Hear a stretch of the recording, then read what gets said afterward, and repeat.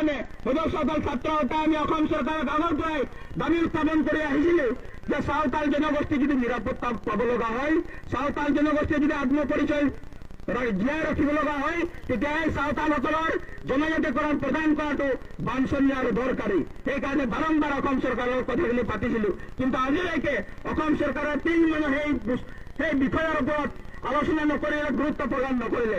সকল ছাত্ৰ অনাগত দিনত চাওতাল জনগোষ্ঠী নিৰাপত্তাৰ অধিকাৰ আৰু চাওতাল জনগোষ্ঠী আত্মপৰিচয় আৰু স্বাভিমানৰ কাৰণে ইয়াৰ পৰা ইয়াতকৈ বৃহত্তৰ গণ আন্দোলন তোলাৰ ইতিমধ্যে পৰিকল্পনা কৰা হৈছে। আমি জানো 1996 চনত যি গোষ্ঠীগত সংঘৰ্ষ হল, আৰু এই গোষ্ঠীগত সংঘৰ্ষত অসম চৰকাৰে ক্ষুদ্ৰ পৰিমাণৰ পৰিয়ালকহে আৰ্থিক সাহায্য প্ৰদান কৰিলে। অসম চৰকাৰে বাৰে বাৰে ক'ব বিচাৰিলে যে আদিবাসী উন্নয়ন আৰু কল্যাণ পৰিষদে চাওতাল জনগোষ্ঠী আদিবাসী জনগোষ্ঠীৰ অধিকাৰৰ প্ৰাপ্য প্ৰদান কৰিব। এতিয়া কথা হল, সেই পৰিষদ গঠন কৰাৰ পিছত আজিলৈকে সেই পৰিষদৰ উন্নয়নৰ কাম কাজ আমি দেখিবলৈ নাপালো। তাৰমানে কি, অসম চৰকাৰে গুৰুত্ব সহকাৰে সেই পৰিষদৰ কাম কাজ কৰিব বিচৰা নাই, আৰু সেই কাম কাজ কৰিব নিবিচৰাৰ কাৰণে আজিৰ দিনত চাওতাল জনগোষ্ঠীৰ যি গোষ্ঠীগত সংঘৰ্ষ হৈছিলে, সেই গোষ্ঠীগত সংঘৰ্ষৰ আৰ্থিক সাহায্যৰ পৰিমাণ লামচামেৰে পাৰ কৰিব বিচাৰিছে। ইয়াক কিন্তু সহ্য কৰা নহব। আজি আমি চাওতাল ছাত্ৰ সন্থাই উদাহৰণ ধৰ্ণা কাৰ্যসূচীৰে অসম চৰকাৰক বুজাই দিব বিচাৰিছো যে চাওতালসকলক কিমান দিন আৰু লামচামেৰে চলাব বিচাৰিছে। যি অধিকাৰৰ প্ৰাপ্য, সেই অধিকাৰৰ প্ৰাপ্য কিমান দিনৰ লামচাম চলাব বিচাৰিছে।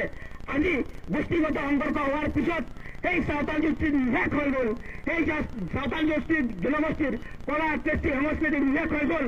সেই চাওতাল জনগোষ্ঠীৰ মনোবল শক্তি থকাৰ কাৰণে আজি চাওতাল জনগোষ্ঠী জীয়াই থাকিলে। তথাপিতো এই নিষেধ কৰা যি পৰিকল্পনা তাক হ'বলৈ দিয়া নহ'ব। ইতিমধ্যে অসম চৰকাৰে এবছৰ আগতেই চাওতাল জনগোষ্ঠীক অল টিকেট প্ৰহাৰ দি সুযোগ আৰু সুবিধা প্ৰদান কৰাৰ কথা আনুষ্ঠানিকভাৱে ঘোষণা কৰিছিলে। এতিয়া আমি প্ৰশ্ন কৰিব বিচাৰিছো যে চাওতাল জনগোষ্ঠীয়ে আগতে ৰোমান স্ক্ৰিপ্টত পঢ়া শুনা কৰিছিলে, আৰু বৰ্তমান অল টিকেট স্ক্ৰিপ্টত দিবৰ বাবে যি চৰকাৰে প্ৰয়াস কৰিছে আমি আদৰণি জনাইছো, আমি স্বাগতম জনাইছো, আমি অসম চৰকাৰক ধন্যবাদ জনাইছো। কিন্তু এবছৰ অকুলি যোৱাৰ পিছত অসম চৰকাৰে কেলে পদক্ষেপ গ্ৰহণ নকৰিলে?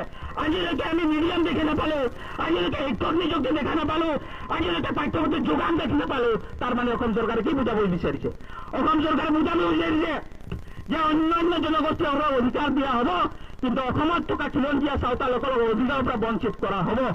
আমি স্পষ্টভাৱে জানো, অসম চৰকাৰে স্পষ্টভাৱে জানে যে অসমত থকা খিলঞ্জীয়া চাওতালসকলৰ ভাষা পবিত্ৰ সংবিধানৰ 8ম অনুসূচিত অন্তৰ্ভুক্ত ভাষা হয়, আৰু এই ভাষা অকল সংবিধানত সমানে আখৰে লিখি থাকিলে নহব। এই জনগোষ্ঠীয়ে তাৰ পৰা উপকাৰ আৰু সুবিধাখিনি পাব লাগিব, তেতিয়াহে এই 8ম অনুসূচিত অন্তৰ্ভুক্ত ভাষাৰ অৰ্থখিনি সম্পূৰ্ণ হব। আপোনালোকে জানে যে অসমত থকা খিলঞ্জীয়া চাওতালসকলে অতীতৰ পৰাই ভূমিৰ অধিকাৰৰ কথাখিনি কৈ আহিছে, আৰু অসম চৰকাৰে ক'ৰবাত এটা দুটা অধিকাৰ, ক'ৰবাত এটা দুটা পাট্টা প্ৰদান কৰি সমগ্ৰ চাওতালক বুজাব বিচাৰিছে যে চাওতাল জনগোষ্ঠীৰ অধিকাৰৰ প্ৰাপ্য প্ৰদান কৰি আছো।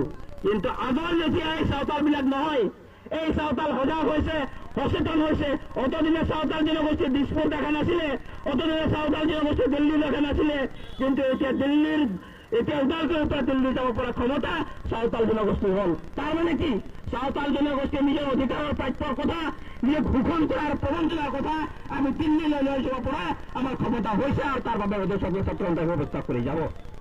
মই এইখিনি সময়ত আপোনালোকক আৰু এটা অনুৰোধ কৰিব বিচাৰিছো, যিহেতু চাওতাল জনগোষ্ঠী ভূমিৰ কথা বাৰম্বাৰ কোৱা হৈছে। 1886 যি ভূমিনীতি আইন, সেই ভূমিনীতিত চেপ্টাৰ 10 স্পষ্টভাৱে চাওতাল জনগোষ্ঠীৰ কথা কোৱা হৈছে, সেই জনগোষ্ঠীৰ ভূমিৰ অধিকাৰ কথা কোৱা হৈছে। কিন্তু আজি পৰ্যন্ত সেই জনগোষ্ঠীৰ সেই ভূমিনীতি কিতাপতে থাকিলে সেই জনগোষ্ঠী আজি ভূমিৰ অধিকাৰ নাপালে। আজিৰ পানীৰ দৰত, মদৰ দৰত চাওতালৰ ভূমি বিক্ৰী হৈছে। ইয়াত অসম চৰকাৰে গ্ৰহণ কৰিবলগীয়া পদক্ষেপ আজি ৰাজহ বিষয়াসকলক দিয়া নাই কাৰণেহে আজি চাওতাল জনগোষ্ঠীয়ে নিজৰ ভূমি ৰক্ষা কৰিব পৰা নাই। আৰু এই ভূমি ৰক্ষা কৰিব নোৱাৰা কথাটো, আৰু চাওতাল জনগোষ্ঠীয়ে ভূমিৰ ওপৰত নিজৰ অধিকাৰ সাব্যস্ত কৰিব নোৱাৰাৰ কাৰণে আজি উঠি অহা প্ৰজন্মই বিহাৰ, ঝাৰখণ্ড, উৰিষ্যাত কাম কৰিব যাবলগীয়া হৈছে, নাগালেণ্ড, তামিলনাডু, উৰিষ্যাত কাম কৰিব যাবলগীয়া হৈছে। আৰু ইয়াৰ একমাত্ৰ দক্ষিণাৰ অসম চৰকাৰ।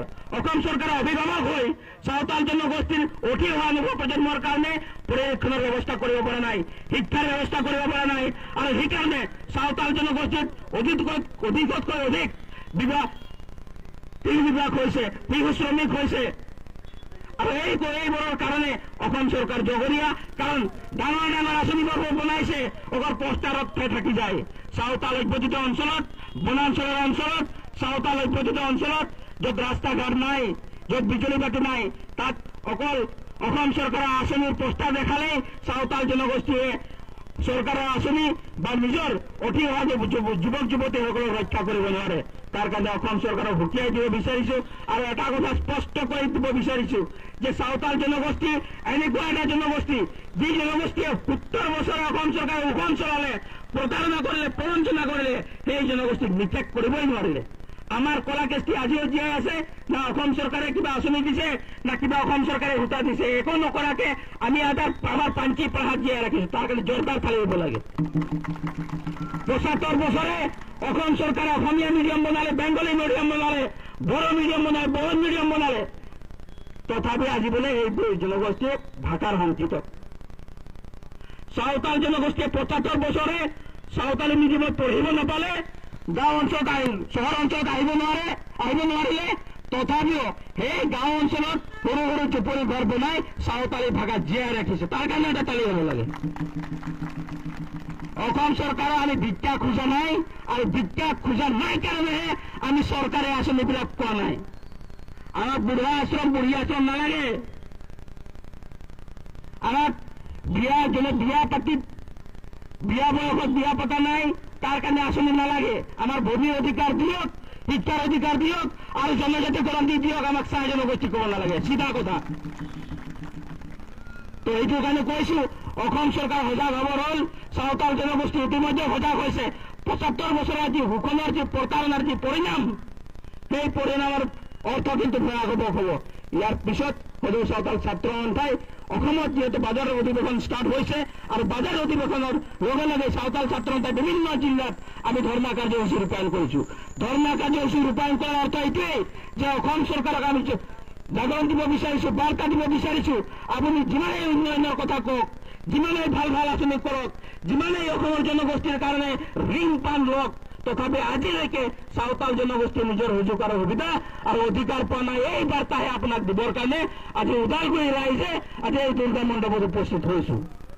তার কারণে আমি সজাগ খবর হল আমরা লাস্ট ধর্না দিসপুরে মিনা ওনা ক্ষেত্রে ডিস্ট্রিক্ট প্রেসিডেন্ট জরুরি না কথা লইবনা যে দিসপুরে চলচল রে কথা ধর্না কার্যসূচী মিনা ওনা কোন হাজমান ব্যক্তিকে ব্যক্তিবন চলা গয়া বংশমান चला होकर रंगाजो खाई जुड़ा डीसी ऑफिस चला जो और रंगाजो डीसी ऑफिस चला जुड़ा तो उदय सदर छात्रों का जिंदाबाद उदय सदर छात्रों का जिंदाबाद श्रम संकल्प पत्र होता हरा माफ गुरु माफ